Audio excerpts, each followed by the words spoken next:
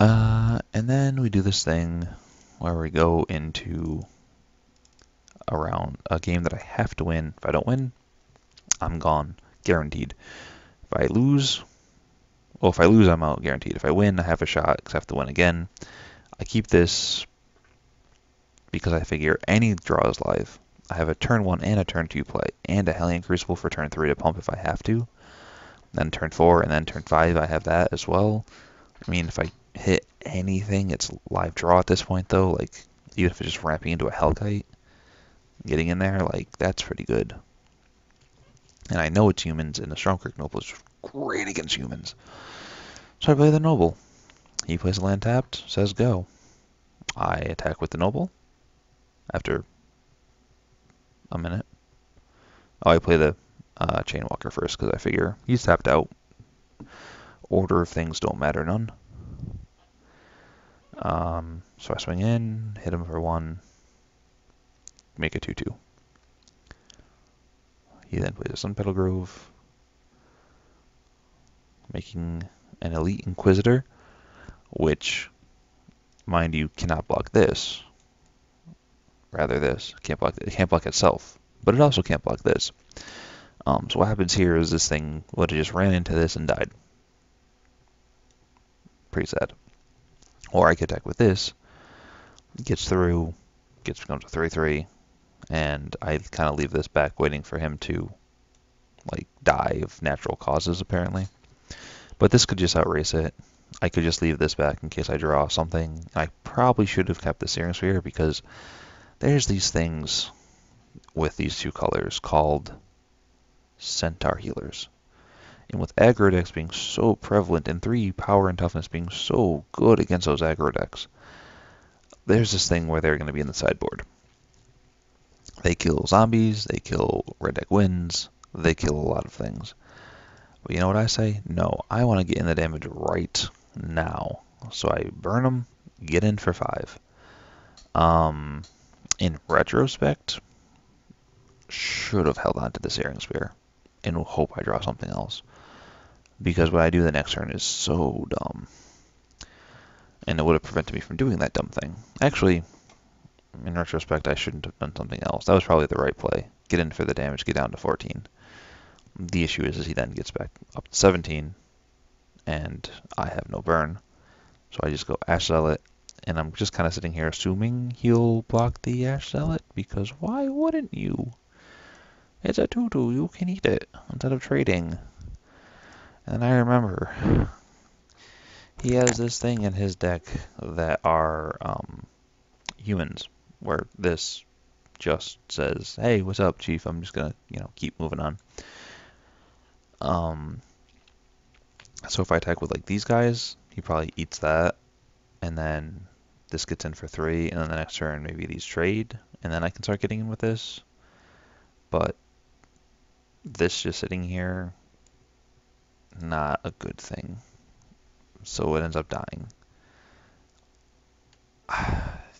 It was bad, so bad. Oh, it was a massacre. And then he just gets on this string of just silly plays. I mean, he goes champion of the parish into everyone's favorite dude, the mayor of Avonbrook. I mean,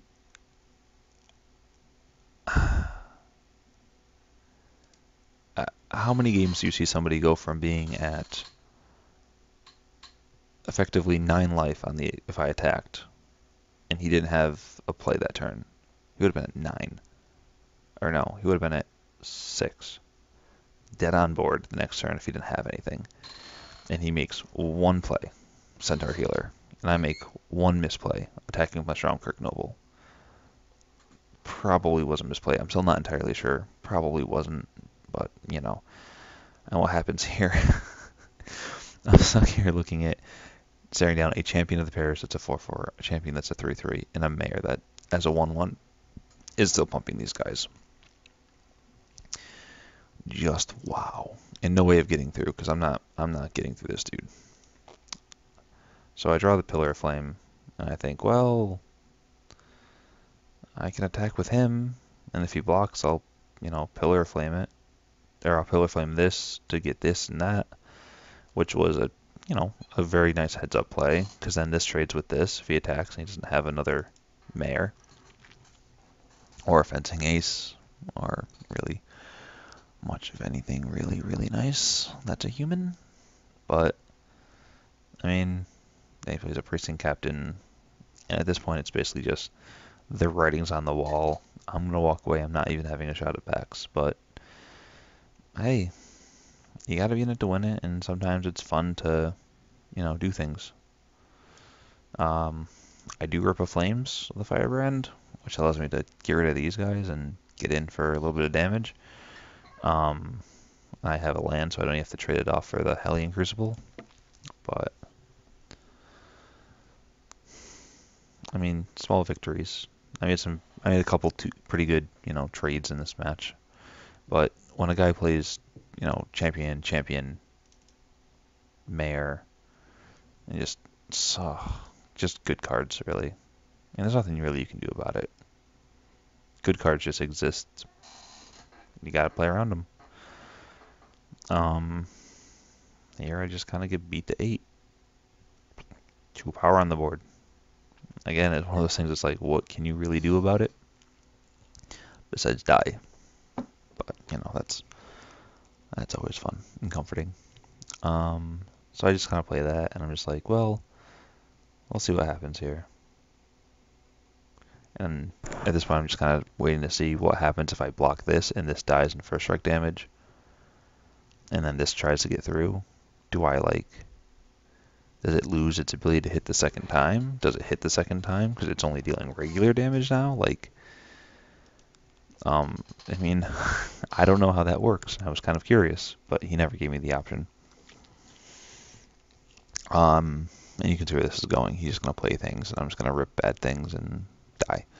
But, yeah, comment section, tweet me, comment me, Facebook me. If I block Ash Zealot on Silverblade Paladin and lock, he has, Trample, or I'm at 7, and he attacks with this and this, and I block here and here. Or I don't block here because I'm at 7 life. We'll do that one. I'm at 7 life. And I block here.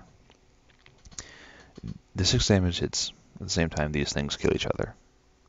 This thing loses double strike. Does it deal regular combat damage? I don't know.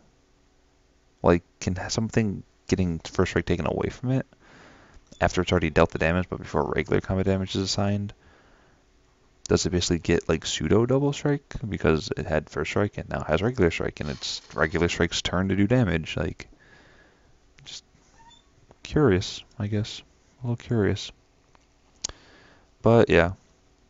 So I pop the Hellion, and it pops, and it hits, and it's all like, yeah, I'm a dude. Grrr. I rip a Chainwalker and play it leashed. And basically at this point I'm like, well, if he attacks with everything, I can do some trading, right? I can trade there and eat that and chomp, and he'll only have okay, so I'm dead. Again, thinking, I can just gang block on him and block there, see what happens, but I just kind of gang up on him because I'm like, well, I have to do it to survive and make my time, and yeah. So that's how the PE went. If you see misplays or anything like that, let me know. And just so you guys can see how the event finished. As I said, I played him. He top 8'd. Him, finished in 10th. The guy who I played in the last round is here. And then everyone else is way down. Didn't do very well. But I finished with a 155, which meant if I won, I would have been in the top. I would have been 18th. Still out of packs, because top packs only for top 16. But hey, it wouldn't have been too bad. Top 18 is pretty good for a tournament, but I mean, maybe if I played 1 or 2 things a little bit better previously, and I didn't just straight die when I could have lived and killed the guy the next turn, maybe I had a shot. Get an extra draw step here, an extra play there. Maybe I would have been playing into the top 8 that round with, 12 points already instead of with 9. Would have been playing to get maybe up here or something. With better tiebreakers, or maybe if one or two other things went my way, maybe I could have bounced to 16th and stole it. Who knows? But that's not how Magic works. It's not a game of, you know, everything goes your way. It's a game of luck. And that's how things work. Hope you enjoyed my first premiere event run through. My goal is to be doing things like this maybe like once a week. Next weekend is a sealed PTQ, which will probably consume the entirety of my Sunday, or maybe it'll consume the entire of my Saturday. Not sure what day of the week it happens on, so that's fun. But yeah, there's a sealed PTQ next weekend. It is on Sunday though. It's at 10 a.m. I don't have class on Monday until late. And actually, that weekend is a long weekend because it's a federal holiday on the 21st. So guess who will be doing that? So that'll probably be the next content I put up, unless I get really bored during the week. But I'm going back to school Monday, so that'll be unlikely I'll be bored. But yeah, so again, anything you want to see, any content you like, anything you don't like, if you want my settings to be changed, am I too loud, am I too soft? Is the round firing really fast? I slowed it way down, so was the first half really good and you could keep up? Was the second half really good because it was very calm and it was as if you were watching me actually play the game? Or do you want somewhere in the middle where it's a decent, a little bit faster? Because I know some of these videos are like 20 minutes times 7 videos. That's like almost 2 hours you're spending watching me talk about playing Magic, and I'm nowhere near pro. I have no pro points, and my best finish at a Grand Prix was 1,000 plus. I saw that it was 4 digits and said, "Oh, cool!" So I did really bad in that. So yeah, best of luck to everyone. Keep on playing and be manner.